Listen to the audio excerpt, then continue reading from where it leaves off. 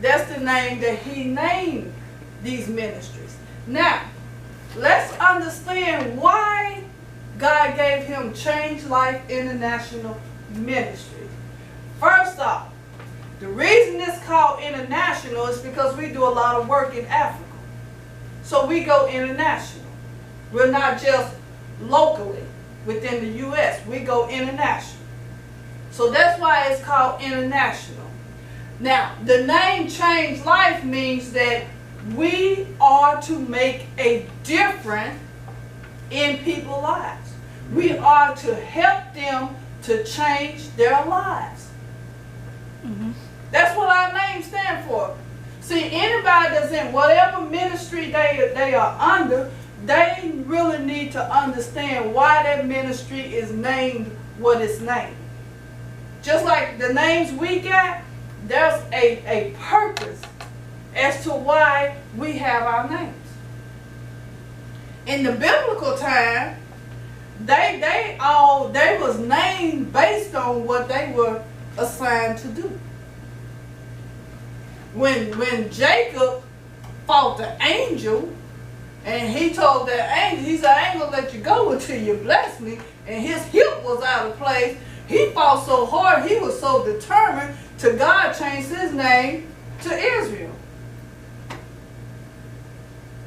Paul had his experience on the road to Damascus, and God changed his name from Saul to Paul. So our names is a significant meaning.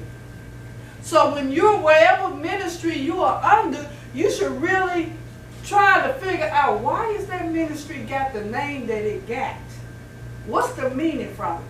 Our meaning is we are supposed to be helping people to change their lives. In other words, they're at a place of discomfort, and we're supposed to help them to get to a place of comfort. In other words, their bone has been broken. Amen. We're supposed to help reset their bone so that they can heal and then go help someone else. So our name means something important. Change lives. Change lives international. Now let's look at that last word, ministries. Ministries. Now, on your handout you have two definitions. You have one that tells you what the word church means, and you have one that tells you what the name ministry means. The word ministry is defined as a person or thing through which something is accomplished. A person or thing through which something is accomplished. That's on your handout. The word ministry means a person or thing through which something is accomplished. So when you are in a ministry, that means you are there to accomplish something. That's why, okay, well, before I go into that, let's look at the word church. The word church is a body or organization of religious believers. That's us. The second definition says a building for public and especially Christian worship. So the first definition is telling you who we are. We are a body or organization of religious believers. We're the church. Then the second definition tells you that the church is a building for public and especially Christian worship. So we are a church within the church that is supposed to be doing ministry work. Because remember, ministry is saying we're trying to accomplish something. So the work that we are supposed to be doing is ministry work. Everybody understand so far? Okay. Now, to take church out of what we belong to. We belong to a ministry that is used to build ministries. We are a ministry that is used to build ministries. In this season, God has to break the head, because the head is the physical ministry. So in a church body, you always got a head. Some churches have apostles, bishops. Some churches may have bishops. Some churches may have apostles and bishops. But within that ministry, there should always be a pastor. Some bodies, some religious body may have two pastors, like a pastor and a co-pastor. Some may have a pastor, a co-pastor, and a ministerial staff. Some may have several pastors. Some may have one main pastor, one youth pastor, one women pastor, one male pastor. Yeah, so there can be multiple pastors in one ministry, but there should always be one main pastor. Now, we was talking about how the apostle sets the order in the church. The apostles establish and reestablish the ministries. Like if God gives the apostle the assignment to start a ministry, that's called establishing a ministry. But if God gives the apostle the assignment to reopen a ministry that's already there, that is called reestablishing a ministry.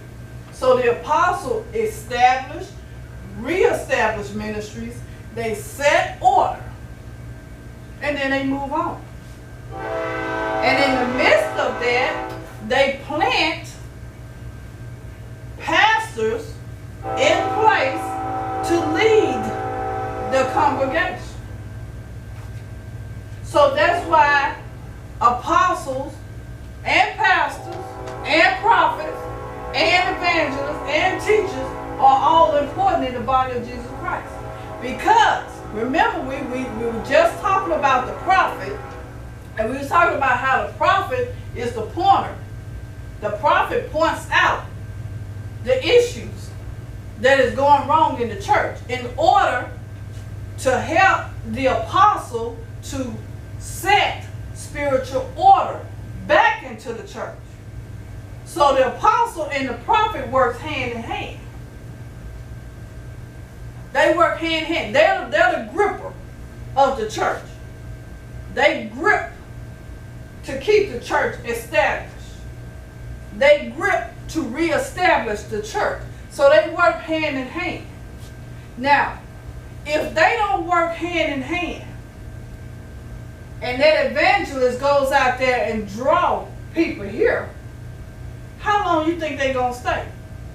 Not very long. Because again, they're coming from a place of hell to a place of hell. So why would they stay? Now, unfortunately, we're in a season of being broken.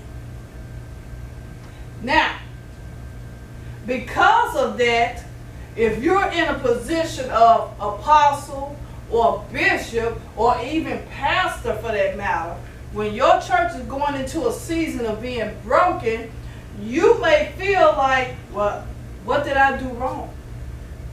I can tell you many times how I felt like I did something wrong because people came and left. And I felt like, okay, what did I do wrong? And something the Holy Spirit showed me today is very vital. It's not necessarily that the head is out of order as to why the church is out of order.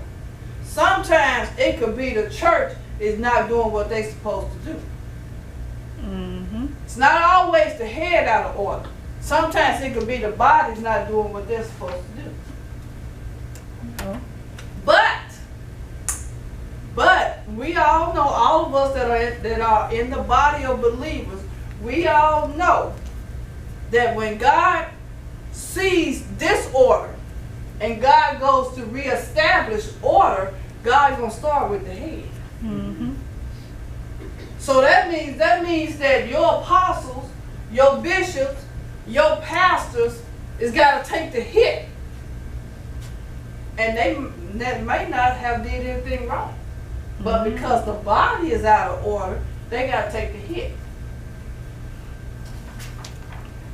So before you go to assuming